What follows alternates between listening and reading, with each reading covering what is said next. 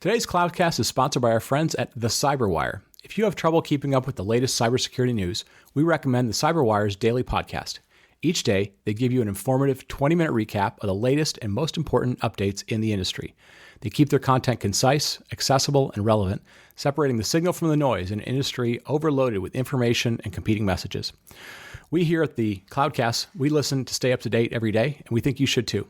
So subscribe to the Cyberwire today. You can visit thecyberwire.com/subscribe or search for The Cyberwire, CYBERWIRE, in your favorite podcast app.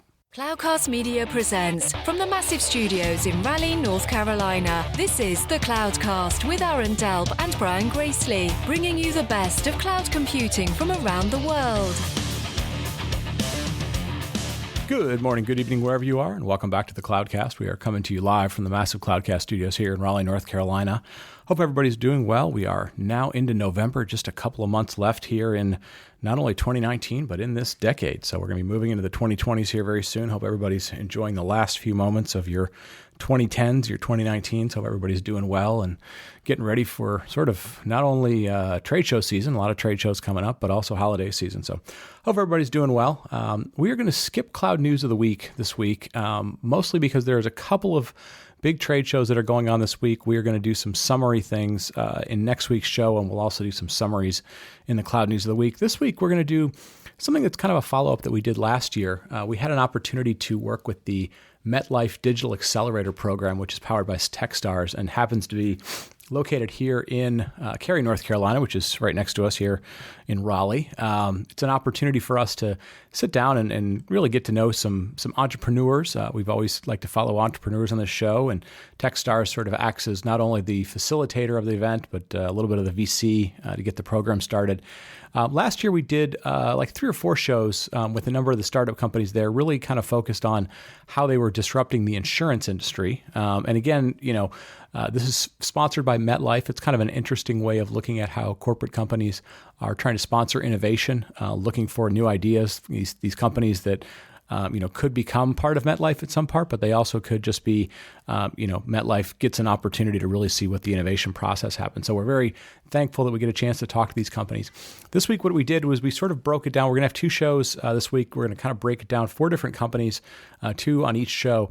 This week, this first show, we looked at kind of not so much cloud computing technology, right? We will have all day and all week and all year to talk about kind of the intricacies of lots of what's going on in tech. But what I wanted to do was sort of look at the businesses that happen because cloud computing exists, right? Kind of the fundamental things of the internet and cloud computing exist.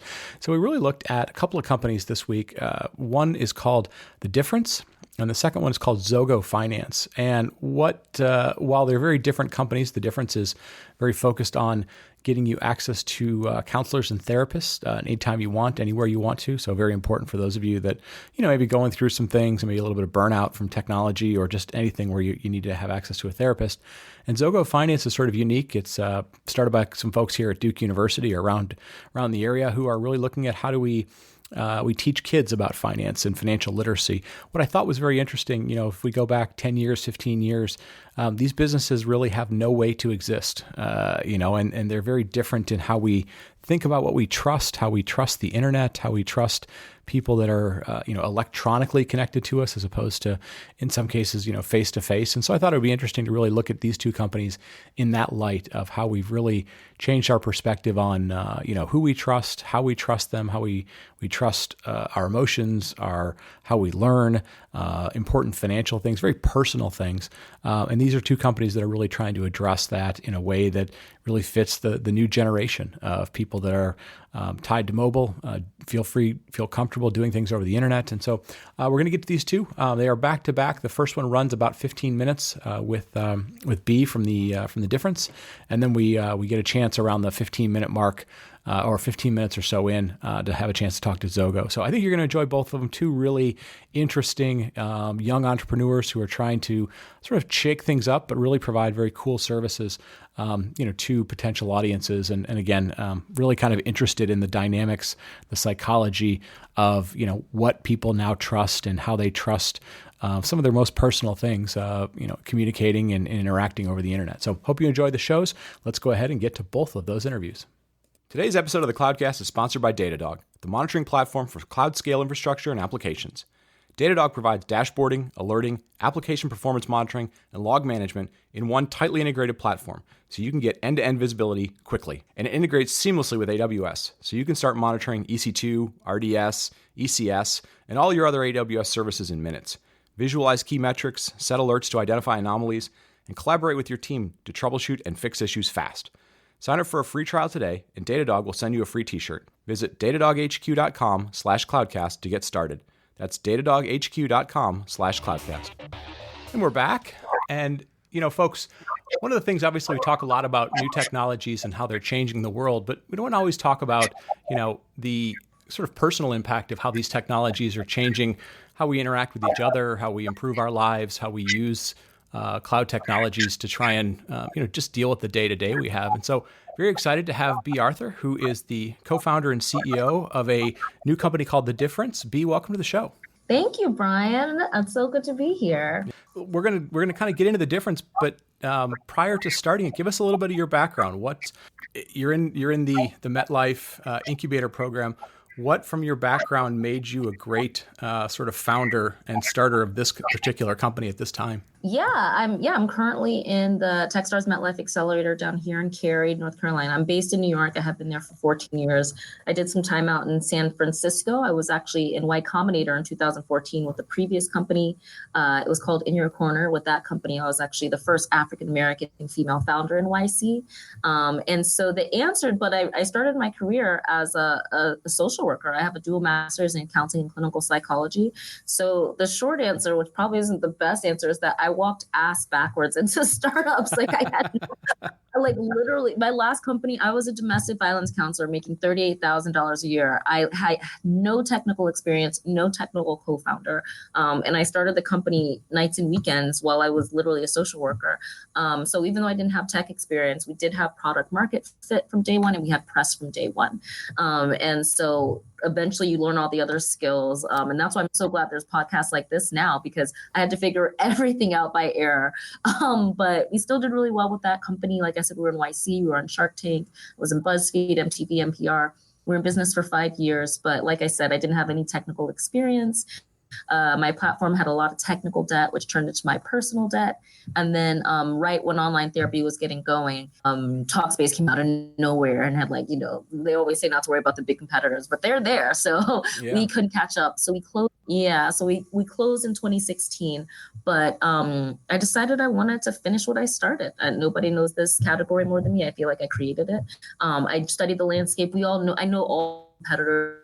We all came up together. So it's all love because we're all serving the same mission. But I just felt like for me, it's always been about making universal access to mental health care, the same that's going around general health care. I think the world will be a better place when there's universal access to mental health care in general. But so that's been my mission, was trying to take over care anyway. Nobody has done consumerizing services better than Amazon. I figured people talk to Alexa, people talk to therapists. It was this perfect Venn diagram opportunity. So that's how The Difference was born. Yeah. So you talked a little bit about, kind of consumerization of some of the healthcare services, mental health. You mentioned Alexa. You're kind of hitting on all the sort of Venn diagram pieces of The Difference, but give us, what does The Difference do? What does it do to help people? Yeah, so The Difference isn't really that deep. The Difference is just a call center of therapists. I like to think of myself as a therapy madam, right? So I have a team of therapists. They all have different specializations. We staff them in 3-hour shifts. And the goal is really to just be able to connect you with a licensed therapist in 30 minutes or less by phone. So we're actually not Alexa dependent. You can call 262 Pep Talk, which isn't live yet. Don't call yet. You can call 262 Pep Talk. You can request calls through our app. You can text 262 Pep Talk. But if you access it as an Alexa skill, it's cheaper. So that's kind of how we're doing it as a prime promotion. But it's really simple. Like when you look at the landscape, I was just seeing that everybody was kind of doubling down on text therapy or machine learning mental health. And I just felt like this is the last human experience. Why would you want to replace that with a bot? And the only thing that has been solved in this industry, access. I don't even think stigma is a barrier anymore. It's access and affordability. So that's what I'm trying to do, just make a mass market mental health service. Yeah, no, it's very interesting. One of the things that really I was curious about and appealed to me was, you mentioned this idea that, therapy in general is a very personal thing. You're talking about your hopes, your dreams, your fears, your anxieties. Obviously, we share more and more, at least a certain generation shares more and more on the internet. We feel comfortable with online types of things, or at least not face to face. What's your take, having been a therapist, been a social worker? What do you think it was that sort of changed, either for a certain demographic age of people, or just the technology, that people are more comfortable doing this nowadays? Yeah, I mean, I think, like I said, I've been in this space since 2011. And back then, and even, in the 80s and 90s, people started. Let me start over. So if you look at the history of like psychiatry in this country, it's always been a dirty little secret. Especially, we are the black sheep of the healthcare industry. So even though in America, $55 billion is spent on mental health services, most of that on medication and mood management, for some reason, people still don't talk about it. We just don't know how to talk about it. There's a lot of mystery around mental health, including how to access the services. It's so clunky. You have to go to your insurance, cold call everybody who's taking your insurance. You don't get a call back. And even when you do, it's like 2 weeks to 2 months out for a first appointment. And even then, you're just going to pay like $200 an hour. Now there's a lot of different ways to feel better. Like you can get on Netflix, and so I feel like the industry was kind of having a reckoning, whereas like classic service, but delivering it in a convenient way, that still hadn't happened in our category. And so I just felt like the demand is there for sure. Now that people are more open about it, especially Gen Z, and also that's the best part about the youth. They don't have to be convinced that therapy is good. They love talking about themselves, like Instagram unleashed people who want to be known and seen and understood. And because people are taught to be their authentic selves with this generation, people are being more honest about the struggles. And I think because they've been starting those conversations, it's easier to join that conversation. And everyone's kind of looking around and it's like, yeah, I do feel shitty. Yeah, I do have constant stress. Yeah, like I am overwhelmed. I mean, I think it's just because things are changing so fast in our world in the last 10, 20 years, everybody's just overwhelmed. And I think that people just need a place to put it. Like, I don't think therapy exists in the classic sense. It still does, to like self-understanding, process trauma, resolve childhood conflicts. But also I think most of the people just want to vent. It's one of those things where people are like, oh, I shouldn't complain, but you want to, So like, why not just call up, 30 minutes, bitch fest, get it out of your system and get on with your day. I want it to be that normalized in our society. Yeah. No, it makes sense. And I appreciate sort of the realness that you bring to it. Let's talk tech a little bit. Obviously privacy is a big deal in people's lives. Doctor-patient confidentiality, those types of things.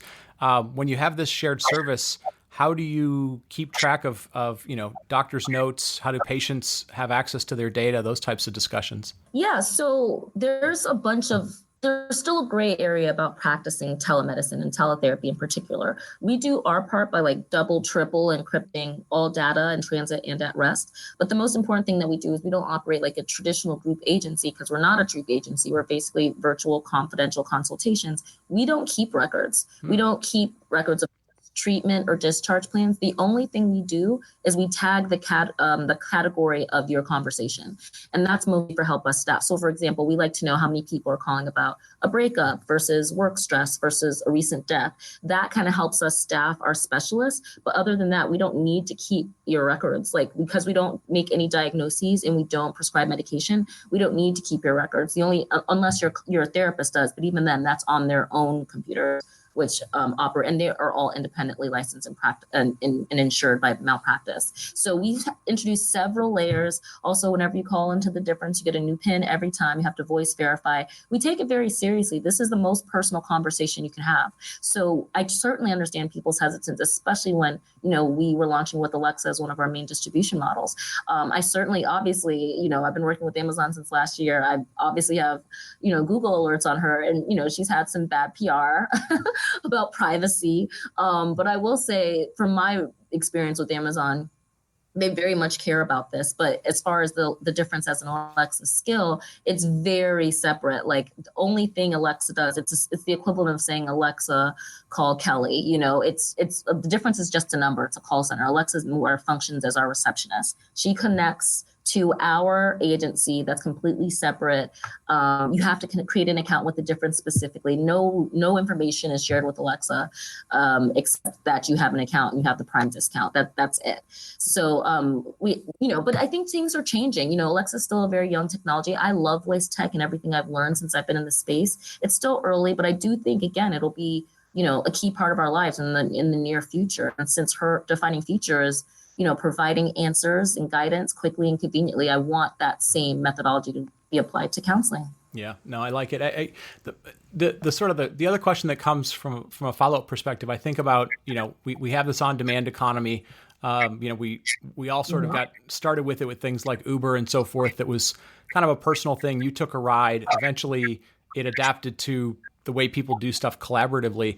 Does this also have a model where I want to do sessions with multiple people, or I have an ongoing thing that maybe somebody else comes into and you have an ongoing relationship with a doctor or therapist? Yeah, so we actually have two options. One's called the Pep Talk plan, and that's just next available. That's more for the occasional user. So that one, you get 30 minutes or less. When you sign up, you do get a PIN and you indicate what you want to talk about. There's about 12 categories you could choose from. And so that way with your PIN, you're always going to be assigned to a therapist in your area of concern. But it is a different therapist every time, but it's 30 minutes or less, because we just can't guarantee that the same person will be on call at the same time. However, if you like one of the therapists that you land on, you can upgrade to what we call the partner plan. And then your PIN changes, so you're always assigned to the same therapist queue. So then it's not 30 minutes or less, but we guarantee same day sessions. So I don't want to give away too much of our secret sauce, Sure. But yeah, we have a very complicated back end that handles like task routing. And that's really been our biggest challenge. The marketplace isn't the issue, to your point. Uber proved out, on-demand marketplaces are where it's at. The real issue is with getting it down to the minute as far as it's just efficiency, profitability. I'm a therapist first, so I want to compensate my therapist fairly. However, I understand that most Americans, you need an under $100 a month option. So I'm really committed to that. So yeah, we've been, I'm not a math person, but we've been doing a lot of math this whole time while we've been in stealth mode to guarantee, the instant experience. We really want to be able to meet people in the heat of the moment. So yeah, that's the magic of the difference. Very cool. Very cool. Sort of last question, because, insurance is always, part of the conversation one way or the other. Is this something that I know it's still new, but is this something that you see eventually being covered by certain types of insurance? Is this typically an out-of-pocket thing, or is that still kind of an evolving space in terms of payments? I would like to, because that's the main issue with the pricing strategy in this industry, right? People are meant to get it through their insurance, but like I said, the mental health category is the black sheep. And obviously healthcare, insurance companies hire very aggressive people to not pay out these invoices, therapist, because it's an ongoing experience. They rather do one-offs for medication, for example. So that's why so many therapists don't take insurance and charge really high hourly rates, because one, we needed to survive, and because otherwise we'll be chasing $60 invoices for 3 months, So That's kind of the problem on the supply side. However, I understand, like even my therapist, I pay like $800 a month. I can't afford that. But I'm better for it. I'm starting a company. I'm losing my mind. So I pay it. But I'd be a better leader if it was more affordable, and I would talk to her more often. So I think that the marketplace of mental health doesn't work for anyone except the health insurance companies. So we don't take any third-party payers. What we do is we provide invoices for reimbursement. We have very, very vague diagnoses, just mild depression, anxiety, general anxiety disorder, adjustment disorder, and post-traumatic stress disorder. And we give you the invoice and you submit it to your insurance company, but we put that on the user. We are working on a group benefit while we're here actually at MetLife's Accelerator. That has to be a little bit of a secret. But I do understand that it is hard out of pocket. And I think it's unfortunate that because therapy is priced so high as a luxury, it's seen as a nice to have. But we know by now it's a must-have. The world would be a better place, a healthier place, if people had better mental health care access. So, whether or not we figure out the pricing strategy on the consumer end or through group employee benefits or through a distributor like Amazon remains to be seen. But we're really trying to just prove out the core offering first. Yeah, very, very cool. I really appreciate Bea Arthur, co-founder and CEO of The Difference. Looking forward to sort of seeing some show down the road, sort of Sopranos-like, where the central character is engaging with The Difference rather than Dr. Melfi face to face. So very cool. Once this published, if people want to go learn more, what's the best way to go find out about it? Yes, please sign up for our beta. We'll be launching officially in New York State in January 2020. I'm so excited. And so we also have a corporate offering. So if you want your company to have a voluntary benefit for on-demand behavioral health services, sign up at thedifference.co. And you can hit me up on Insta at Bea Arthur or on Twitter at Bea Arthur LMHC for licensed mental health counselor. And finally, is it okay if I plug my own podcast? Yeah, absolutely. Go ahead. Well, I have a show coming out with a talk show therapy podcast called Be the Change, like BEA the Change, my name. And yeah, we're basically giving advice in real time with experts every week. And so that is actually sponsored by Sonos. I'm in the Sonos music incubator. The music industry said they're finally ready to talk about mental health and addiction in a very real way. So we are their first mental health therapy podcast, and I'm really excited to host it. And we'll be going live the week of August 8th. So I hope y'all will tune in. Very, very cool. Congratulations on that. Entrepreneur in multiple spaces. Bea, thank you so much for the time today. And folks, definitely be on the lookout for The Difference as it goes live here early in 2020. And we're back. You know, folks, if you're like me, you've got a couple of kids, a couple of younger kids.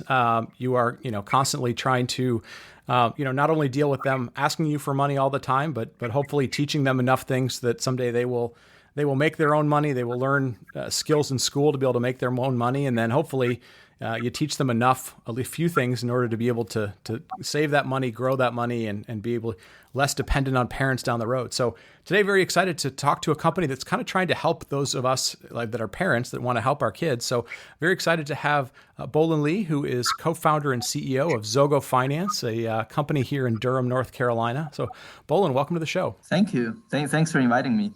So you are you created this company Zogo Finance out of some work that you were doing locally here at Duke University. Give us a little bit about your background, how you and your co-founder kind of started the company, and what got you interested in this space. Sure. So when I got to Duke University, I really just started to realize that there's no education on financial literacy in school, or there's no education on financial literacy back in high school. No one is teaching this kind of stuff. And personally, when I was back in high school, I just wasn't very, very good at managing my money. And a lot of the things, after starting to earn little paychecks here and there, we start to realize that we've never learned anything like that. How to deal with taxes, how to, how to do a paycheck, like things like that. So when I got to Duke, it was actually a coincidence. I found out about the behavioral economic lab and the work that they do, and decided to get in touch and learn about how we can use behavioral science to influence teenagers' behavior and also educate teenagers on their finances. So that's how it got started. We really want to solve this problem of youth financial literacy, and we are teenagers ourselves and know the problem firsthand. And think that we're at a great position to solve this problem. Very cool. So give us a little bit of an overview of Zogo. The app, the service. Kind of walk us through the basics. Who's typically engaging? Is it the kids? Is it their parents? How what's a good age for somebody to start getting engaged with the app? Yeah, so it's usually the kids, and the age range is our sweet spot is from 13 to 18 years old. We will also have kids younger or kids older using it as well. But the idea is inside Zogo is an app, right? So we break down complicated financial concepts into bite-sized modules. And the coolest part is not really the content. The coolest part is as the kid are going through these modules, they will be earning points inside the app. And using these points, they can redeem for gift cards and rewards. So you can almost it's like the credit card gift store, like credit card reward store, where you spend money and you earn points and then use the points to redeem for rewards. But in our case, we're rewarding kids for learning financial literacy. Very cool.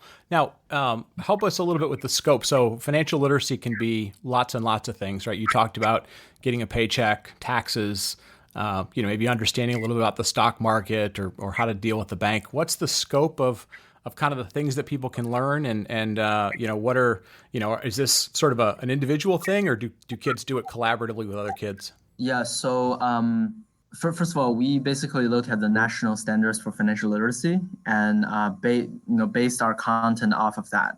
And the coolest thing about our content is they're all actually created by students and reviewed by professors, right? So they're created by students so that the contents are really relatable to our demographics.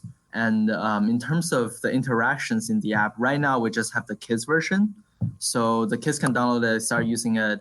It's all sponsored by banks, local banks and credit unions. And there's a leaderboard there where they can compete with other kids on the platform. However, we will be introducing an adult version of the app in November.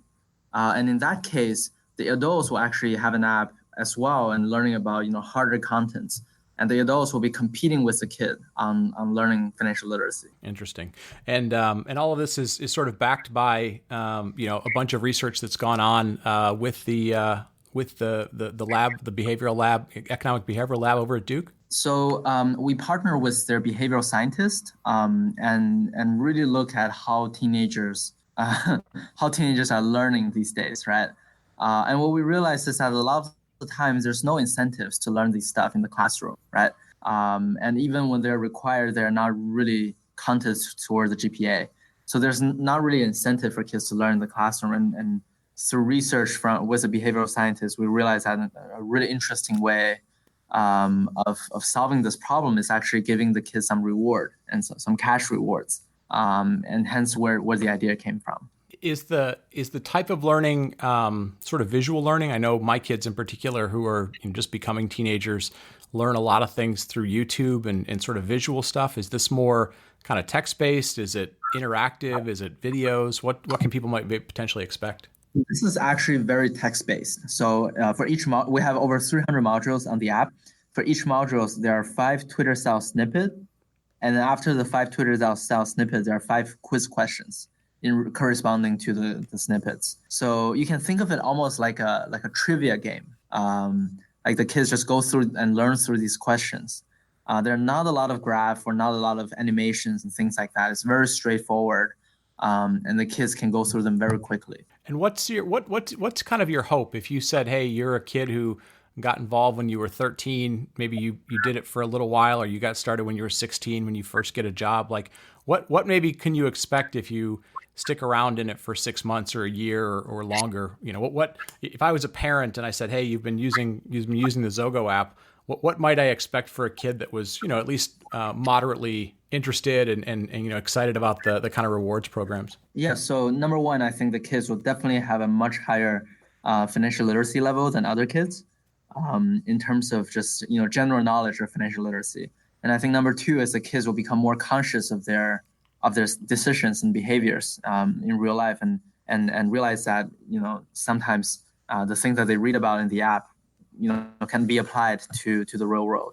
And Brian, like I said, the app version we have right now with the 300 modules is just the beginning. It's just the beginning of Zogo. The next step, we're gonna ask the kid to link their bank account and to reflect on their previous spendings to see, 3 days ago I spent money at McDonald's. How do I feel about it today? And just adding more and more features to make the app more and more like a personal finance app rather than just a learning app. Interesting. Yeah, the timing, entry points.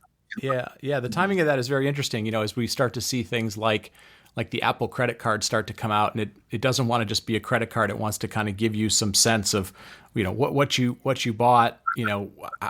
How do you think about that? How do you process it? And I think the combination of those things is really important. You don't want to just give people knowledge. You don't want to just give them numbers. You also want to give them some feedback for things to think about, because everything in financial literacy is always sort of about trade-offs and priorities and timelines and so forth. Yeah, exactly. So that's our next big phase and the next development cycle. Yeah, and we're really excited. Mm-hmm. Yeah, obviously the company is still fairly new. You've been researching this for a while now. If somebody were to hear, well, it's sponsored by the banks. Do you ever get any pushback from people that say, well, I don't know, given some of the bank records, some of the people's frustration with banks over the last decade or so, I don't know that I want banks teaching my kids stuff? Or have you heard that feedback, or do you have any kind of insight on kind of the way you think about banks as part of this process? We actually haven't heard a lot of pushback there. One thing we've heard from parents is that they would be willing to pay for this service so that there's no bank sponsor. That's one thing we've heard. But aside from that, we haven't really heard that much pushback from the parents. And to be honest with you, so far, majority of our sponsors are credit unions instead of banks. Cool. And I think when people think about credit unions, there are a lot of positive things there, that they care about their members, want to educate their members, and they kind of fits nicely into their mission. So I guess time is to tell. Yeah. No, absolutely. It's so I'm curious. I know. So today you have a module you've got, or the structure of it's towards kids. You mentioned there'll be a more advanced for adults. If you're an adult today, if I was a parent today, is there any mechanism I get for some sort of feedback on how my kid's doing? Sort of like they get report cards periodically. Can I see how my daughters or sons are doing, over a period of time? Yeah. So right now we're sending parents PDF reports of their kids' performance, but in the future they'll be embedded into the parents' version of the app, so the parents can track progress. But at the same time, this is one very important thing that we put in there. At the same time, the kids will be able to see their parents' progress as well. And really the idea from the behavioral science perspective is we are leveraging the kids' influence in the household to make the parents want to learn about financial literacy, and to really get parents to take action into, to look at their financial life and say, I want to improve because my kids are improving on Zogo. So that's another interesting twist there. Yeah, no, definitely. A lot of sort of psychology involved there in terms of people being transparent about what they're doing and deciding where they want to get involved, where they want to let the systems help them, and so forth. So very, very cool.